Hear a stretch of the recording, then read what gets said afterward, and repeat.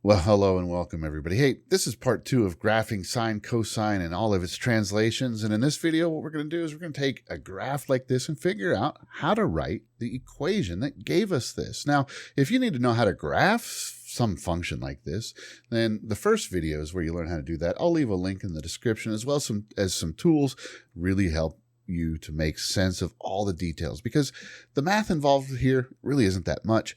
There's tons of details you got to keep straight. So let's go ahead and dive into this. So if you were given this thing right here, right, most of the time, the question is going to tell you if you're going to start with sine or cosine, but not always. And if not always, it's kind of best to figure out, does it seem to start at a maximum or a minimum? But the thing that's also true is sine and cosine, well, they're just a horizontal shift from one another. Sine shifted 90 degrees to the left is cosine. So kind of weird. Anyway, so for this one, we're going to say that it's going to start off as cosine. So we're going to try to build this function by starting with cosine, right? So the first thing we're going to do is the easiest part, right? The amplitude. We're going to figure out the amplitude, and the way we're going to do that we're going to look at that vertical distance from the minimum to the maximum, and we're going to divide that by 2. So the minimum is at -1, the maximum is at 5, so the distance from 5 to -1 is 6. 6 divided by 2 is 3. So our amplitude for this one, good old number 3. All right. Actually, I think that's what the amplitude was in the first video too. Huh? Coincidence, or am I just stuck in a rut? All right. Now the midline. Now, the midline is halfway in between the minimum and the maximum.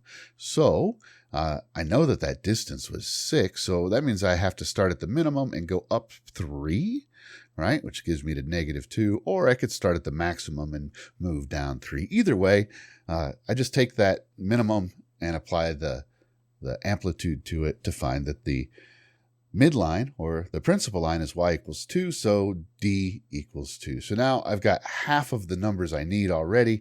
I've got A, I've got D. Man, I'm doing all right. Now the period, a little bit trickier, but not so bad. We got a little formula, and we got to do a little bit of counting, a little investigation, right? What you're going to do is you're going to find where we have a maximum and the next maximum, or the minimum and the next minimum, where the x-intercepts, not these two, but the one that would be copied off of it. So you got to be a little careful. I think for me, I usually try to do the maximums because they kind of stand out to me. So like right here, we have a maximum at 90 degrees for x and 810 degrees for x. So the period would be from 90 to 810. So to find out the period, I just subtract those two, right? And I get 720. So the period, 720 degrees, right?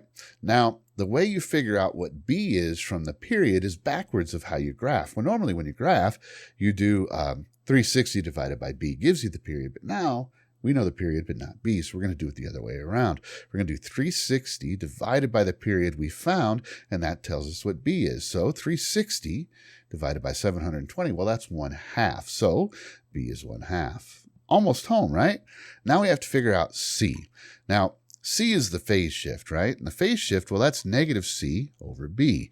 We know what C is. Sorry, we know what B is. We don't know what C is. And we can kind of figure out the phase shift by looking. It's a little bit tricky, but do you see how it's 90 right here? So we know that C is going to be coming from this right here, the phase shift 90 equals -C over B. So -C over 1/2. Now this sometimes can be a little tricky to solve. This is C divided by 1/2. So if we multiplied both sides by -1/2, we would find that C is equal to -45. So now we've got our formula right here. We've got a beautiful thing, right? We've got 3 times the cosine of x over 2 minus 45 plus 2. So let's take a look at the Desmos activity. I'll link it in the description so you can play with that thing. And I believe it's a really powerful tool. It really helps me refresh my memory when I haven't done this kind of stuff for a long time. Anyway, let's do all the sliders. Let's move A, B, and C to get it all set up. I actually believe that when I did this, I moved A a little too far, and you can see what happens. Watch. Check this out. Now as B gets smaller, the period actually gets bigger because you're dividing 360 by a smaller number. C moves the graph the opposite direction. So as C goes negative, the graph actually moves to the right. Right's, of course, the positive direction. That's kind of weird. D is straightforward. It goes up or down by whatever the value is. So check this out. Let's see if we're right. We had 90, 5. And I have 9505, but that's because I actually have a little bit too high. So I figured it out and fixed it, right? And then 272, 450, -1, 632, and 810, 5. So we got it all squared away and perfect right there. So to review, if you have the function and you need to graph it, you figure out the left-right shift, the up-down shift, keep in mind the amplitude, and then you divide the period by 4 and start plotting all the points. You kind of do it backwards when you have the graph and you got to figure out the equation. Amplitude, you grab that, super easy. Grab the midline or the D value. You count the period, 360 divided by that, and then you set up the equation. The phase shift you see on the graph equal to, the starting point equal to -c divided by the number you found for B, and you're done. So hey, try this, practice it. It's detail oriented, but you absolutely can do this. You just got to be a little careful. Be patient with yourself. Plenty of practice. It absolutely will set you straight. You'll get this, all right? Anyway, until next time, I hope this lesson really helped you out, and I hope you do really well when you do these kinds of problems on a test, quiz, homework, whatever. Builds confidence, gets you on the right path. Until next time, I'll talk to you later.